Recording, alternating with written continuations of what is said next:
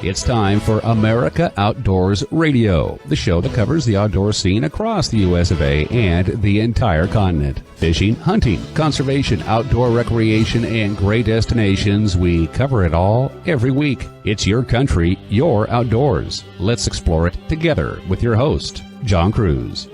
We kick things off this weekend welcoming some new listeners to our show in Needles, California, Laughlin, Nevada, and Bullhead City, Arizona. They're all tuning in Saturday afternoons from 2 to 3 p.m. on KTOX AM 1340 and FM 104.1. Most people think of this area as a desert, and you might think of Laughlin as a gambling destination. But I've got this area on my list of places to visit for another reason. That would be fishing. You see, the Colorado River runs through here, and so do some great opportunities for bass, stripers, and catfish. Do I see a road trip coming up in the near future? Maybe so. Turning to other topics, you've got to admit there were some very good April Fool's Day pranks from the outdoors industry last weekend. One that got a chuckle out of me was a Facebook post with a photo showing the Wyoming Wild Game Department and Wyoming Migration Initiative releasing one of 90 kangaroos into the American outback of Wyoming. It was a fun story, and yes, there's a few folks that fell for it, but for what it's worth, the Wyoming Wild Game Department doesn't exist. However, the Wyoming Migration Initiative does and is actually doing some good work in the Cowboy State in case you're interested in checking them out. Outdoor Research put together a cute April Fool's Day infomercial promoting their new Burrito Buddy to solve the long-standing problem of having to eat a cold burrito, or worse still, dropping it on your way to your destination from your favorite food truck. My favorite April Fool's Day story, though, was one that came from Hornady and Vortex Optics, who put together a realistic video you'll find on the Vortex Optics Facebook page about their development of the first bullet cam. That's right, a camera placed into the tip of that bullet you are shooting downrange. This one is truly an April Fool's Day shooting classic. Check out that video, you'll love it. And now, let's tell you what we've got for you this week. We'll start things off previewing the huge annual NRA meeting and exhibits going on at the end of this month in Atlanta. If you are a member or prospective member of the National Rifle Association,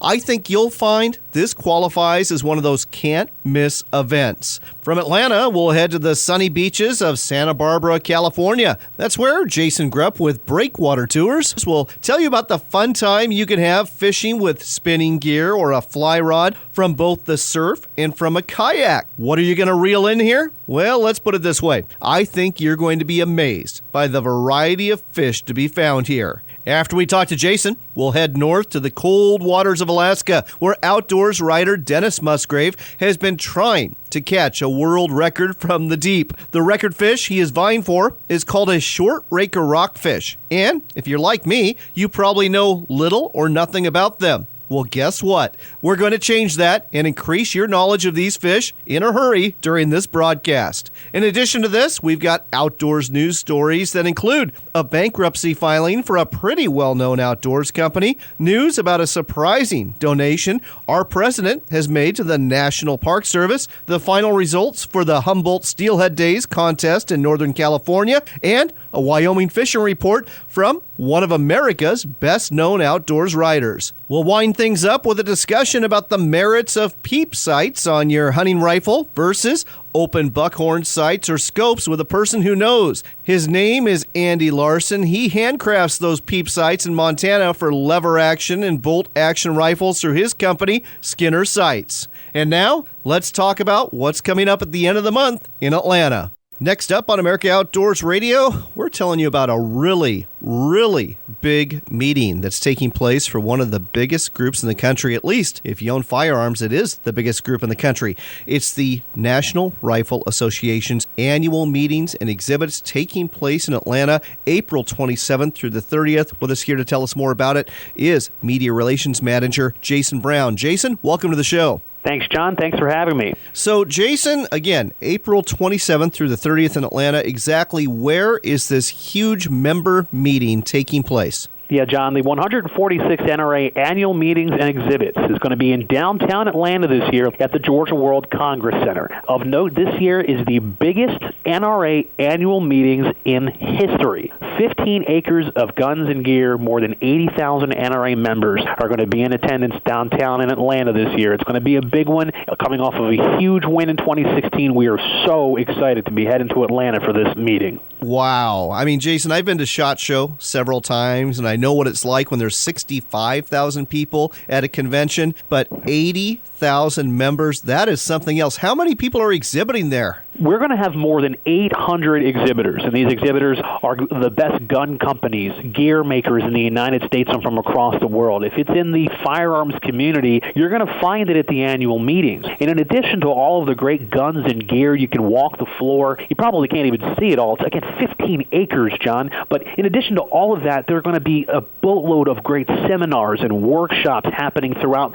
the 4 floors of the Georgia World Congress Center that this is going to be held on. So you can pop in and learn about concealed carry or about new firearms, historic technology, something for everybody. Then go take a look at the latest gear. You can meet celebrities from the industry. You can talk to experts from the field from across the entire nation. And perhaps most importantly, you're going to be amongst friends, 80,000 other NRA members, folks with the same ideals, the same love of freedom and protecting the Second Amendment as you, all together celebrating our way of life in Atlanta. It's the biggest event of the year for the NRA, and this is the biggest one in history. Oh, it sounds like a can't-miss event to me. And by the way, folks, when you're there, be sure to visit one of our sponsors, the American Shooting Journal. They're one of the 800-plus exhibitors that's going to be there. And now, you mentioned celebrities. You've got one heck of a headliner this year, don't you? Absolutely. We've had so many events here at the annual meetings in Atlanta, and every year, it seems like we up the ante with the folks that we bring in, the entertainment, the education, the passion, the pride, the pageantry of the NRA. Just a few of the events that are going to be there throughout the 4 days. Obviously, like you said, we've got a huge Saturday night concert. Bo Cephas himself, Hank Williams Jr., is going to headline the Saturday night country concert. Lee Bryce is going to be on stage with him that night. 7 p.m. Tickets are on sale now on the official website, nraam.org. If you're more into listening to folks who are advocating on behalf of your gun rights, your Second Amendment, there's no better place to go than the NRA ILA Leadership Forum. That's on Friday the 28th at 12:30. If you were paying attention last year, the NRA endorsed the President of the United States, Donald Trump, at that very event in our latest annual meetings last year. So this is the ultimate destination for political figures, for folks who are defending our Second Amendment on the national stage to come and speak this year. Another all-star lineup. Obviously, we've got our Executive Vice President and CEO Wayne LaPierre and NRA ILA Executive Director Chris Cox. We've also got Ted Cruz in attendance. Milwaukee County Sheriff David Clark is going to be there speaking. Former U.S. Representative Lieutenant Colonel Alan West. Marco Rubio is going to be in the house this year. Mark Oz Geist, of the survivor of Benghazi. So many great figures will be speaking on behalf of your freedoms at the NRA ILA Leadership Forum on Friday the 28th. Tons of other events. The annual National Firearms Law Seminar. We have a National Prayer Breakfast, annual Women's Leadership Forum and Luncheon. There's a new Energy Breakfast for women. I mean, there literally is an event for every gun owner, for every NRA member, and for prospective NRA members. If you're not a member, come join. If you are a member, get to Atlanta. It's the party of the year, and we want as many NRA members as we can get to come to Atlanta this year and celebrate with us. All right. Again, it's happening April 27th through the 30th in Atlanta. The website to go to is nraam.org. That's nraam.org. You can register now. You can get tickets for those concerts and some of those other events. It's definitely a can't miss. Jason, thanks for sharing this with us. Thanks, John. I appreciate it, and we hope to see everybody in Atlanta later this month.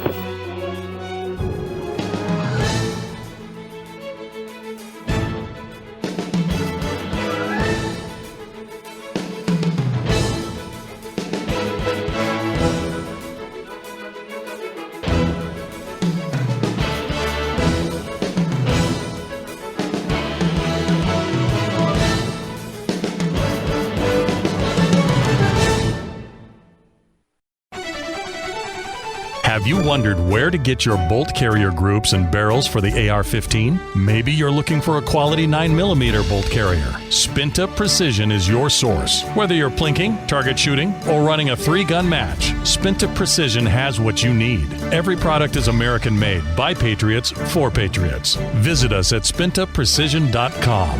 That's spintaprecision.com for top-quality bolt carriers and barrels. Skinner Sights is your source for accurate, durable, and beautiful peep sights for your rifles. These rugged sights have been developed during a lifetime of hunting and shooting in the outdoors. Our sights are handcrafted in Montana and sold for an affordable price. If you need a solid sighting system or innovative gun cases to carry your firearms, please visit us at skinnersights.com. That's skinnersights.com, from the company that aims to please. D.M. Bullard Leather has been in business for over 20 years. We use Herman oak leather to make concealed and open carry gun holsters, as well as knife sheaths, belts, cowboy gear, and wallets. All of our products are handmade, and we even offer exotic skins if you're looking for something really special. Check out our products in 16 different gun shops or go to our website at dmbullard.com. That's dmbullard.com for the best leather you will ever have.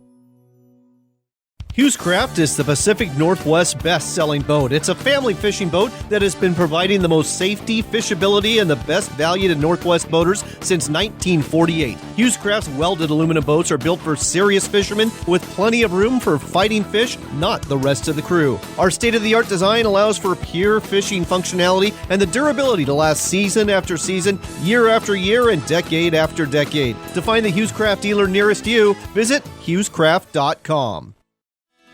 Wetlands are some of the most important ecosystems on Earth, but our wetlands are quickly disappearing. Find out how you can help.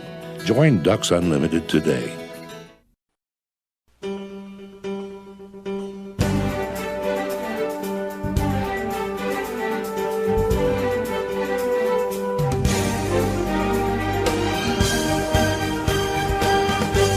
Welcome back to America Outdoors Radio. I'm John Cruz, and this portion of the show is brought to you by the Alaska Sporting Journal. It's the monthly magazine covering not only fishing and hunting in Alaska, but all sorts of adventures, too. Be sure to pick up a copy at a newsstand near you. Next up, coming at us from Alaska, is one of our favorite guests. His name, Dennis Musgraves. He's an outdoors writer, and he was searching for a world record short raker rockfish. Dennis, welcome to the show.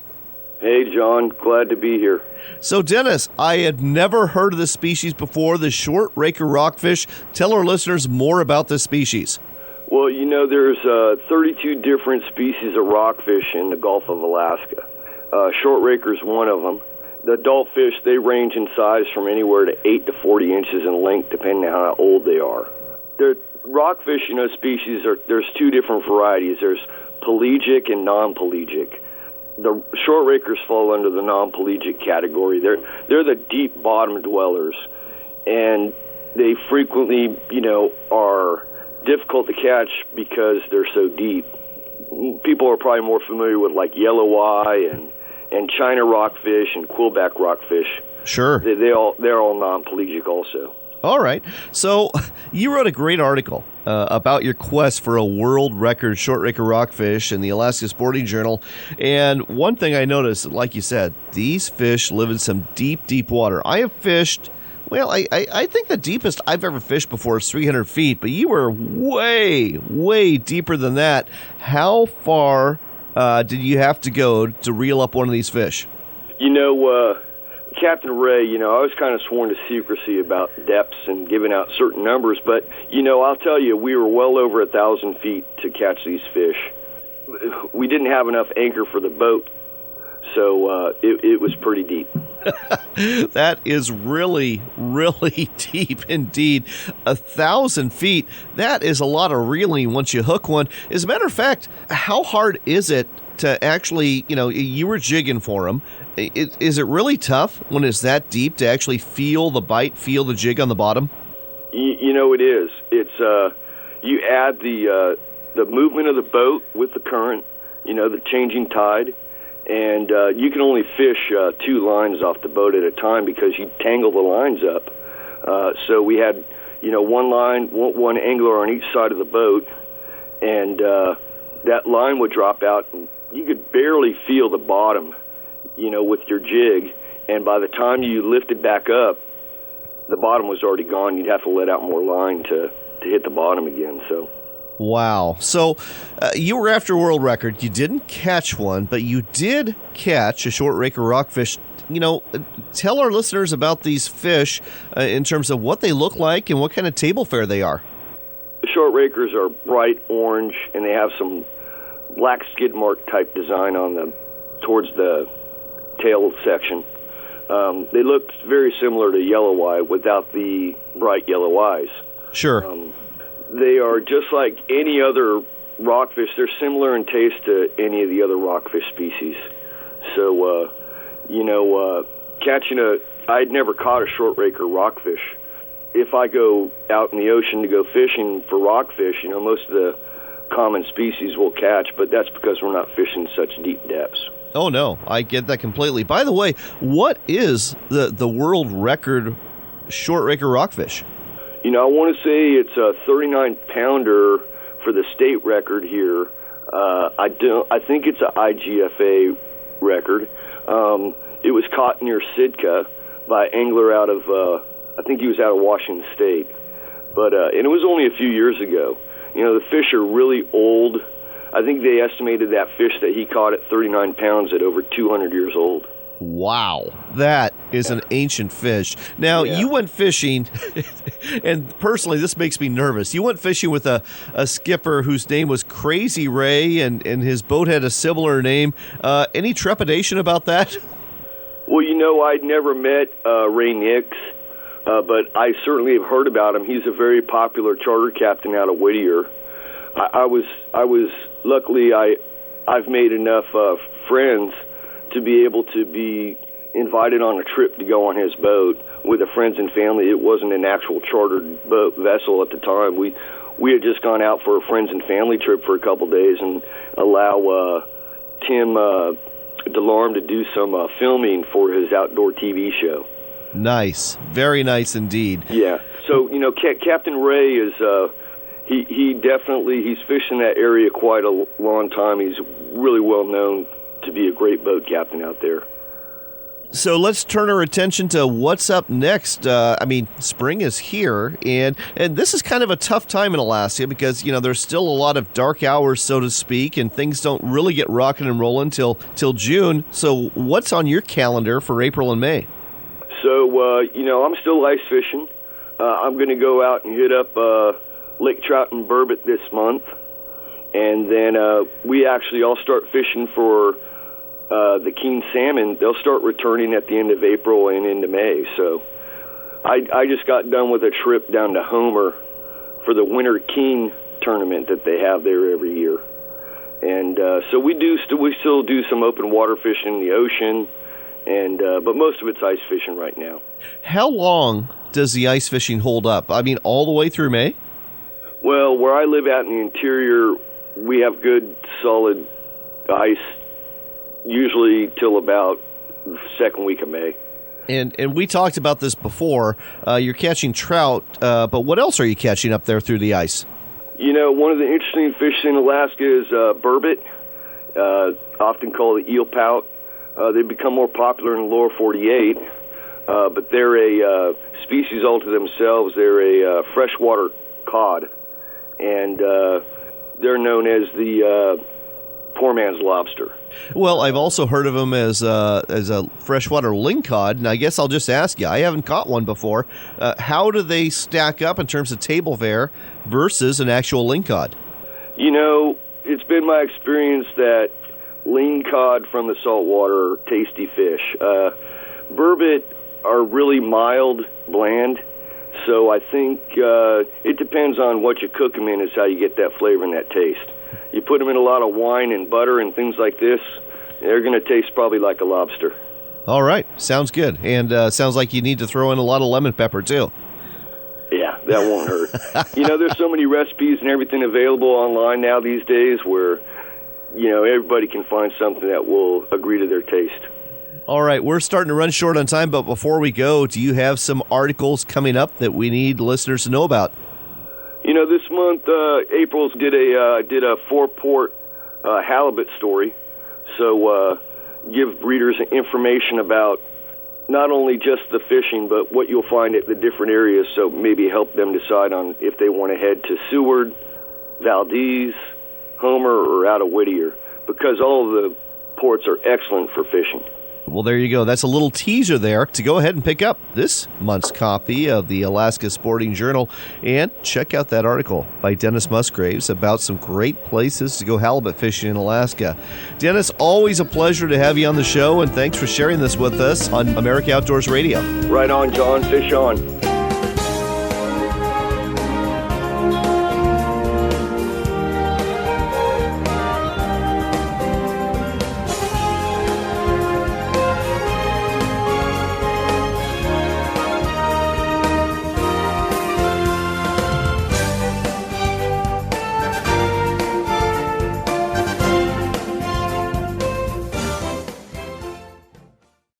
Homer Ocean Charters, offering premium halibut and salmon fishing since 1979 in Homer, Alaska. We also offer kayaking, hiking, remote cabin rentals, and water taxi service to all destinations in Kachemak Bay State Park. Call 907-235-6212 for reservations. That's 907-235-6212. Again, that's 907-235-6212 for Homer Ocean Charters.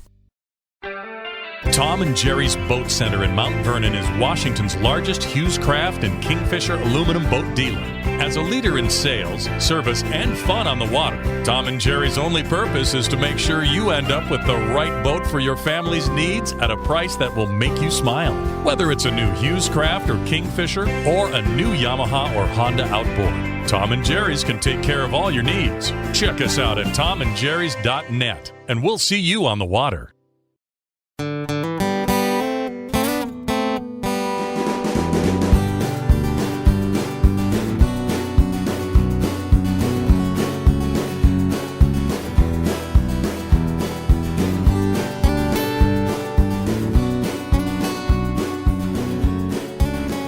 All right, let's pour ourselves another cup of joe, take a little sip there, and bring you our next segment, which is sponsored by California Sportsman Magazine. It's the monthly publication that covers fishing, hunting, and the outdoor sports throughout the great state of California. Look for a copy at a newsstand near you. Speaking of California, we are heading down Santa Barbara way. That's where Jason Grupp operates Breakwater Tours. He'll take you fishing in the surf, he'll take you fishing in a kayak, and he'll take you fishing some other places too. Jason, welcome to the show. Hey, thanks for having me. Appreciate it. So, Jason, let's talk a little bit about Breakwater Tours and exactly what you're offering down there. Santa Barbara, most people think of going to the beach, but not necessarily fishing off the beach. What are the opportunities that await there? Yeah, you know, Santa Barbara is such a beautiful place and fairly protected beaches along that coast due to the Channel Islands and whatnot. So it's a great place to fish. And me and my clients have been roaming those beaches for close to 20 years,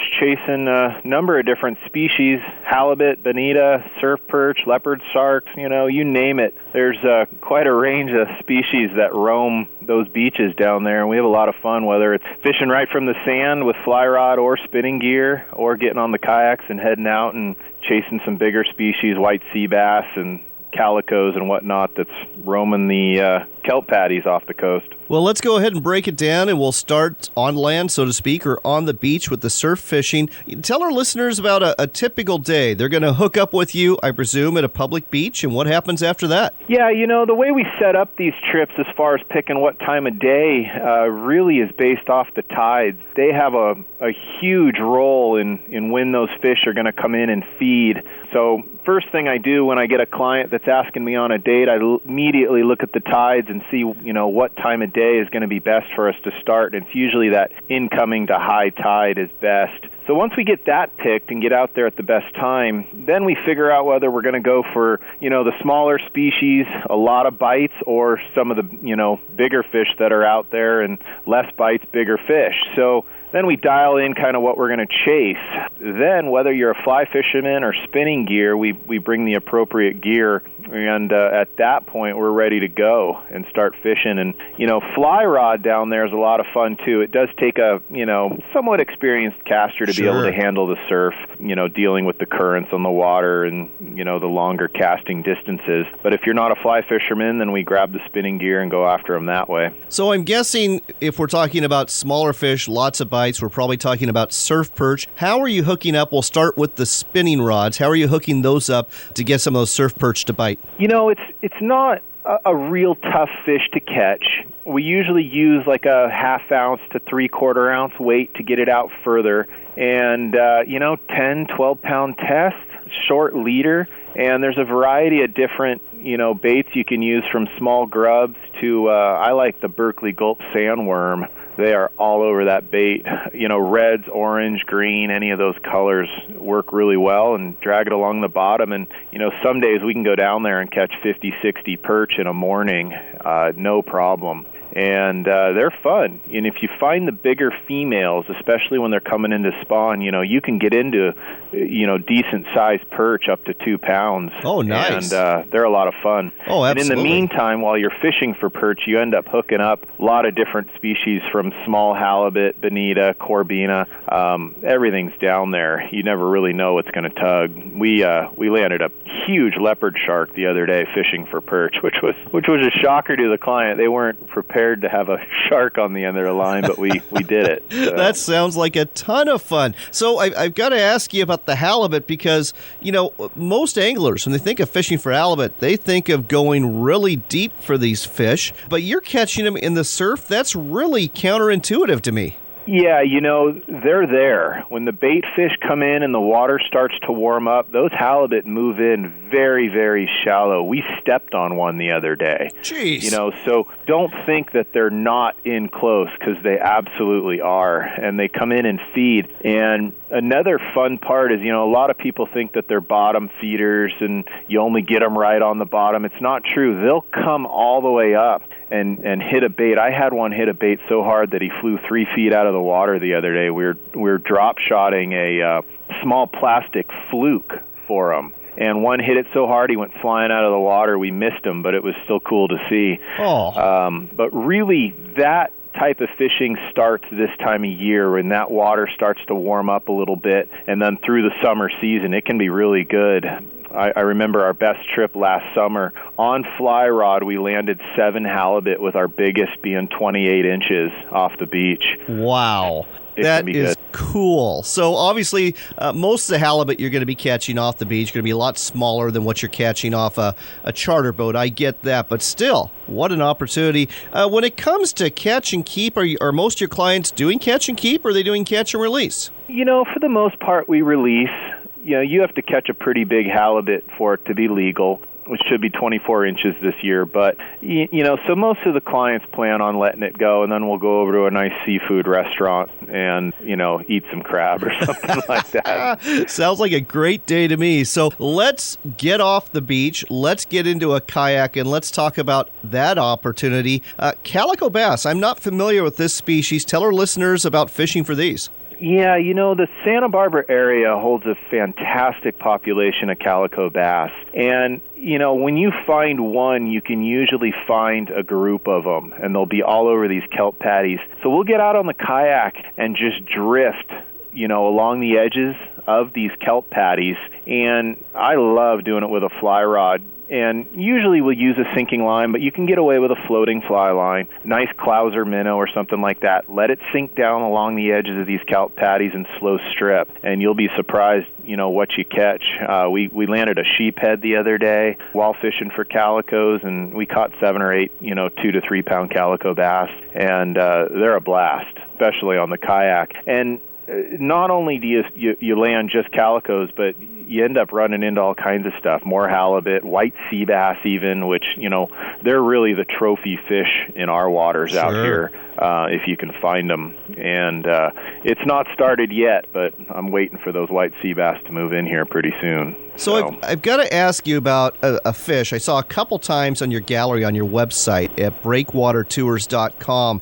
You've got some image galleries there, and it looked like some sort of almost like a skate, but the head was a little bit narrower. It had that kind of triangular shape, but it wasn't quite as big. What was that your clients were catching? You're talking about a shovel-nosed shark. Yes, that must be it. Also called guitar fish.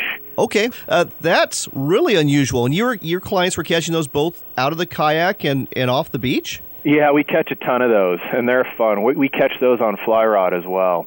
And, they eat at just about everything, and our waters are loaded with them. And, people will eat those as well. I've never done it, but I guess the tail tastes pretty good. But, another cool thing I guide is on a couple of the beaches down there on low tide, which isn't usually the optimum time. Right. Those guitar fish will move up on these shallow flats, and we can actually sight fish for them. There's one particular beach that I take clients to when we're on a low tide trip, and we'll go walk the beach and look for those guys, and I can spot both the shovel-nosed sharks and the leopard sharks cruising the flats looking for bait fish up there. And, we can usually cast on those guys and sight fish them, which is really fun. Oh. You just got to know where to go. That sounds great. And obviously, this must be done with a fly rod, I'm guessing. What kind of flies are you using? Usually small bait fish patterns. When we're fishing the flats, I'll use a lighter type fly with just not a heavy head on it, because you just don't need to sink down too far. So short leaders, and I just cast them in front of them, lead them, and they're all over it. And we get them with spinning rod too. I use jerk baits. There's a particular lure by Lucky Craft called an LC-110, and that's just a killer lure. It only runs about 2 or 3 feet deep, and it looks like an anchovy or sardine, and they're all over it. Well, Jason, we could talk a lot more about this, but I'm afraid we've got to go. But folks, if you want to book a trip with Jason and go fishing either on the beaches of Santa Barbara or off the beaches in a kayak, either fly fishing or spin casting, go to his website. It's breakwatertours.com. That's breakwatertours.com, offering some real fun fishing in the saltwater near Santa Barbara. Jason, thanks for telling us all about this on America Outdoors Radio. Thanks, John. Have a good morning.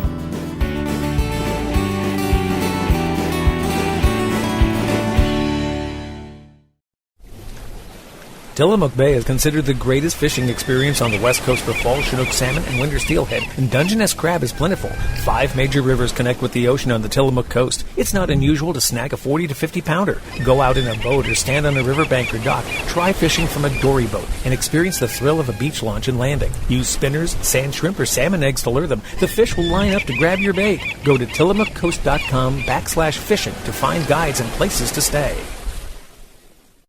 Master Marine in Mount Vernon, Washington specializes in fishing and fun. We offer 7 brands of boats, including Osprey, Sea Sport, Sea Dory, Tomcat, Lund, Weldcraft, and Thunderjet. We also offer Suzuki, Yamaha, and Mercury motors. In other words, no matter what you're fishing for, we've got the boat for you. Drop by Master Marine at 330 East Blackburn Road in Mount Vernon to see what's on the lot, or go online to mastermarine.com. That's mastermarine.com.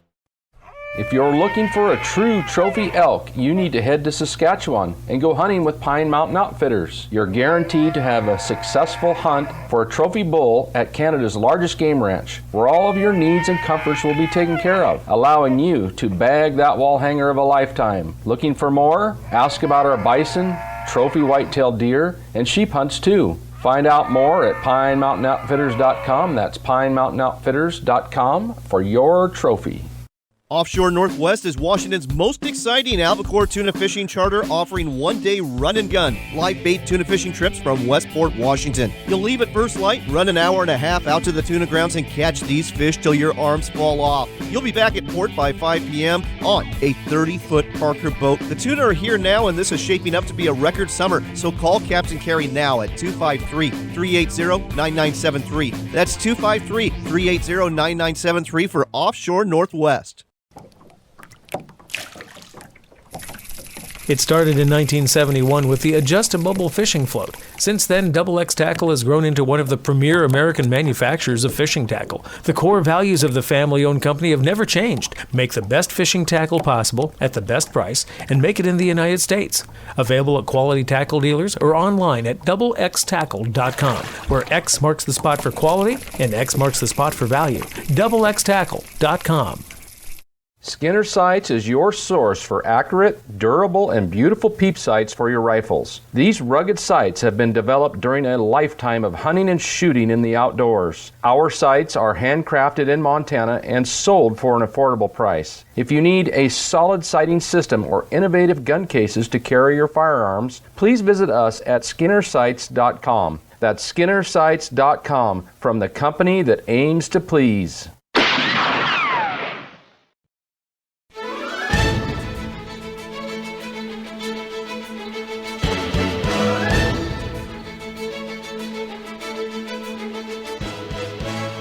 Welcome back to America Outdoors Radio. I'm John Cruz, and this portion of the show is brought to you by the American Shooting Journal. It is the publication that covers the firearms and shooting sports scene throughout North America. Look for it at a newsstand near you. We start off with some news about Scent Blocker's parent company, Robinson Outdoors. They filed for bankruptcy at the end of the month. The Chapter 11 filing means that one of the biggest names in the scent blocking apparel game will likely be a very different company by the end of 2017. That's if they manage to continue operations. According to the Outdoor Hub, this bankruptcy filing comes in the wake of a major court case in May of 2016 where a federal jury concluded that Robinson Outdoor Products falsely advertised that its scent control hunting apparel absorbed more odor than products made by rival ALS Enterprises Incorporation in violation of the Federal Lanham Act, resulting in the latter getting $3.8 million in damages and lost profits.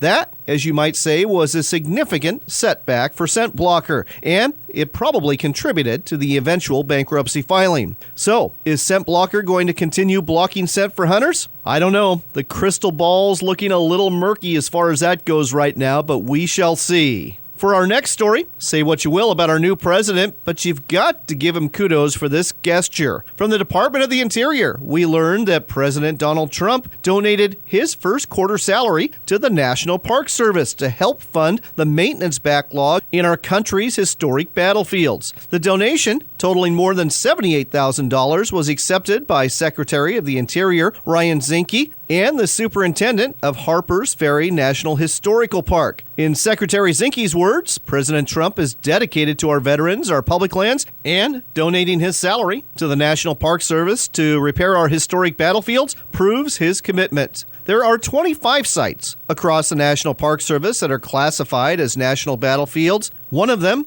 Gettysburg National Park in Pennsylvania, where the Turning Point Battle of the Civil War took place, saw over 1 million visits in 2016. Since being confirmed, Secretary Zinke has made it clear that addressing the $12 billion in deferred maintenance across National Park Service properties, which includes $229 million for battlefield sites, is one of his top priorities. Turning to fishing, we've got results from Northern California's Humboldt Steelhead Days. That ran January 1st through March 31st. This is a fishing derby and photo contest that took place on 3 Northern California rivers that, along with fun activities, raised money for fisheries protection, restoration, and awareness. The biggest fish from each river netted each winning angler $1,000. On the Trinity River, the first place fish was caught by Chris Edwards. It was a 27.5-inch hatchery steelhead. On the Eel River, Dan Nored, who was fishing with guide Alan Borges, caught and released a 29-inch wild steelhead.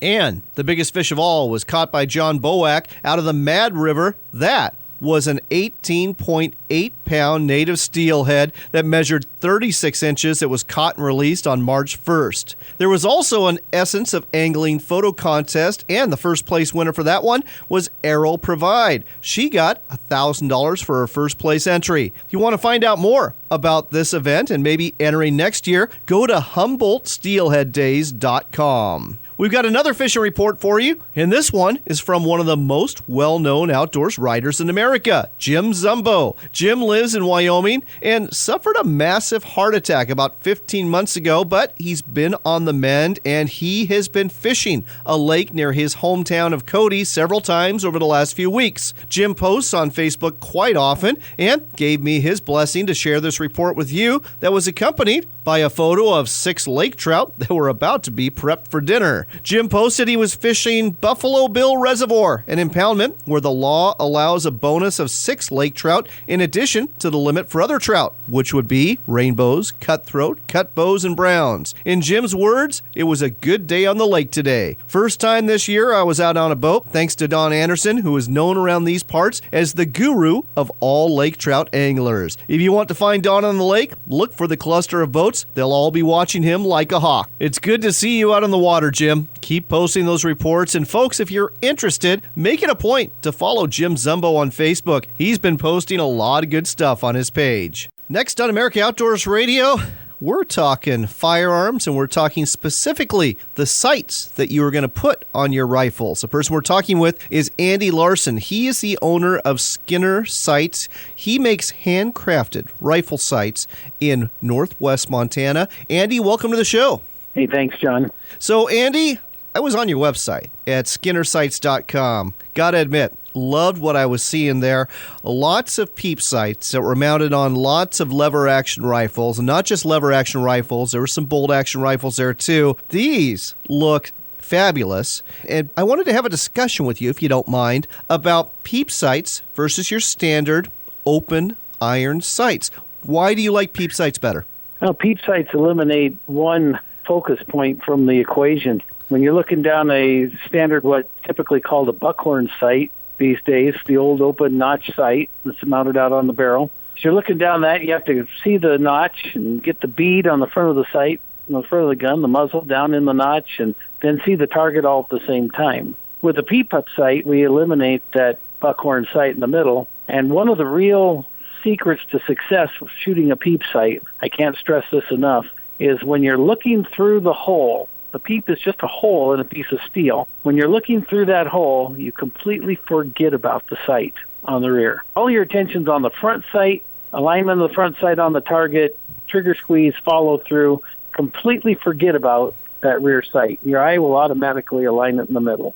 Well, you know, you're absolutely right. All I have to do is go back to my days in the Army when I was shooting M16s, and of course you got the peep sight there, and you're right. All you're focusing on is really that front sight and where the target is in relation to that front sight. It does make it a lot easier. And I guess when it comes to those open buckhorn or notch sights, like you said, if you're not situated properly in terms of your cheek on the stock, you can have some real issues in terms of accuracy, and you're not going to know it until it's too late.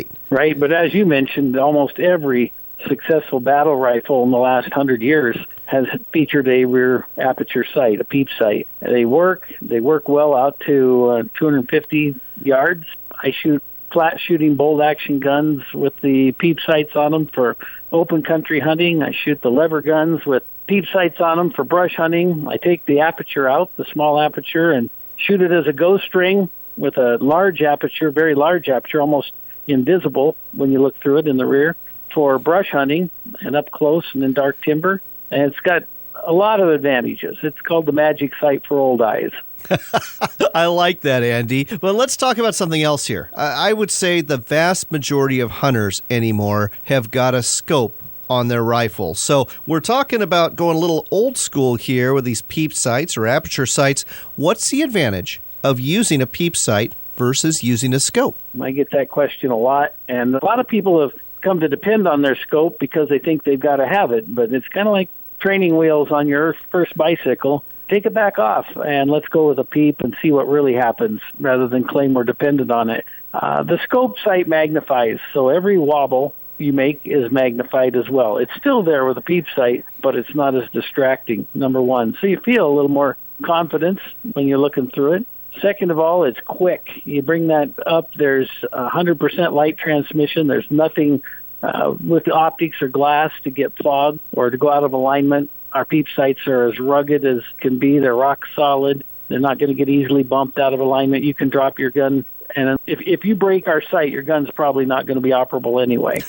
Different with a scope. You drop a scope-sighted gun, and you might be off 2 or 3 inches, and that just translates to a disaster when it comes to longer-range shooting. Absolutely. So you take the peep sight. It's rugged. It's durable. It doesn't fog. And it's also very, very quick. It comes up, naturally aligns with your eye. Plus, the gun handles better with a peep sight. And you put an optic on top of it, it becomes a fulcrum. It's a lever. It sits up there and bobs around, and it's unhandy when you're carrying the gun. I can't tell you how freeing it has been to use the peep sights with bolt action guns, lever action guns, just like you're carrying a fly rod as opposed to a deep sea trolling reel. I mean, it's just a completely freeing experience. That is a great analogy. We're going to have to leave it at that. But folks, Andy just explained a whole bunch of reasons why you might want to go back to a peep sight and maybe take that scope off for a while or change from those buckhorn sights that you might have on your rifle. If you want to find out more about getting one of these handcrafted sights for your lever action rifle or your bolt action rifle, he sells them for a number of different brands. Just go to SkinnerSights.com. That's Skinner, common spelling, sights.com. When you get there, you'll find all the different sights he makes for all the different models. They're handcrafted and they're going to last as long as your rifle does. Andy, thanks for educating us about peep sights and why folks ought to use them. You bet, John. Well, we hope you enjoyed our show this week. If you get a chance, check out our website at AmericaOutdoorsRadio.com. We've got a Facebook page, too, at America Outdoors Radio. I've been doing a lot of hiking the last couple weeks, and I'm about to do a whole bunch of fishing. I hope you get the opportunity to do the same and more. Remember, it's your country and your outdoors.